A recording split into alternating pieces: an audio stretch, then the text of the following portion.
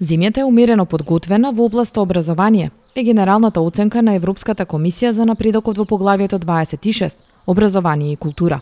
Оценката е реална, вели заменик министерот за образование Петар Атанасов, бидејќи големите стратегии и закони по чија линија треба да се одвива реформата на образованието доцнат.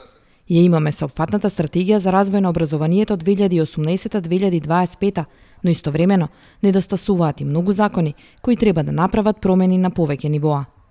Севкупно бавно одат промените, ни фалат документи, но и ни фали поголемо лидерство во промените и во реформите за да добиеме резултат во еден неколку годишен циклус. Имаме многу за работа и затоа извештаите на Европската комисија говорат дека да, се работи, има одредени поместувања, но фалат уште многу работа и многу документи за да го добиеме квалитетот вистинскиот во образованието на сите нивоа.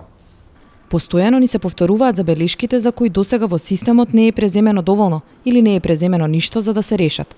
Такви се забелешките за етничка сегрегација во образованието, слабите резултати во вклученоста и квалитетот на образованието на децата со попреченост, низок степен на вклученост на децата во претшколски установи и образованието на децата роми.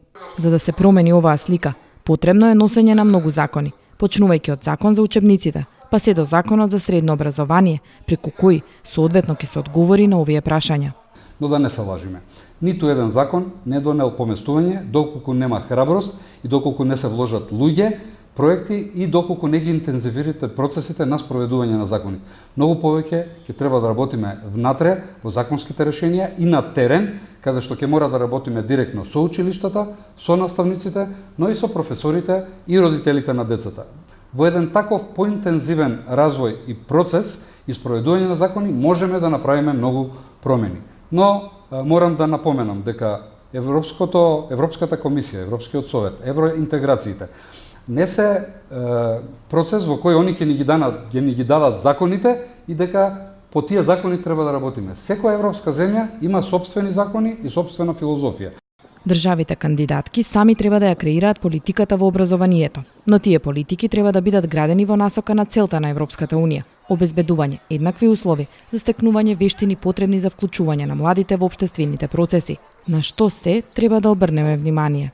Но ние ќе мора во нашето образование да обрнеме внимание во промена на филозофијата на образованието во пониските нивоа, ќе мораме да вложиме повеќе во средното образование, особено во средното стручно образование, каде што недостасува пракса и учење преку работа, но ќе мораме да ги имплементираме многу побрзо органите што се наведени во Законот за високо образование, но и промената и работата со наставници.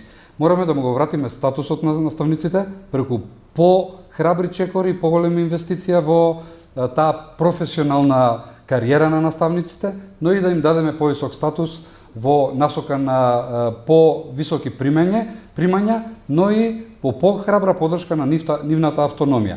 Има, значи, овие неколку процеси, доколку заедно ги спроведеме, можеме да направиме промена, но во еден сојуз помеѓу наставниците, институциите, но и самите деца и нивните родители. Европската комисија го поздравува донесувањето на Законот за високото образование, но забележува дека се доцни со формирањето на телата за оценување на квалитетот на високообразовните институции, кои се намножија во изминатите години.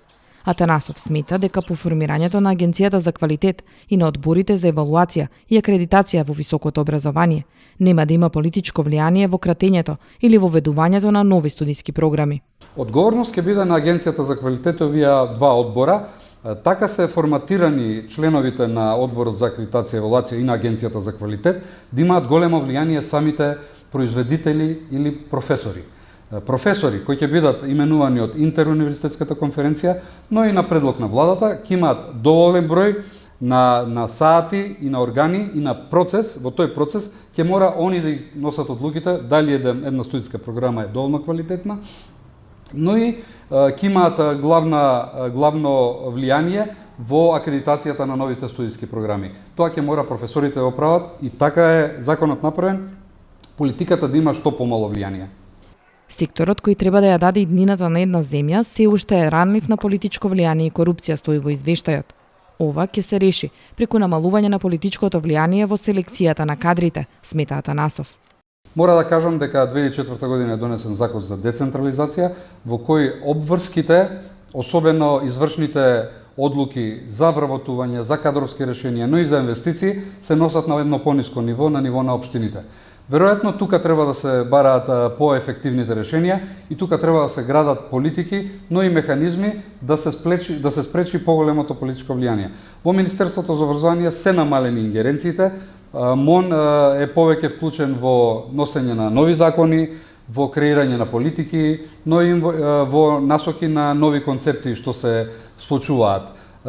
Се надевам дека во наредниве години или период влијанието на политиката ќе мора да се намали. Ќе мора во образованието да влегуваат луѓе кои го сакаат образованието, кои имаат желба да работат во процесот на образование и да вложат повеќе.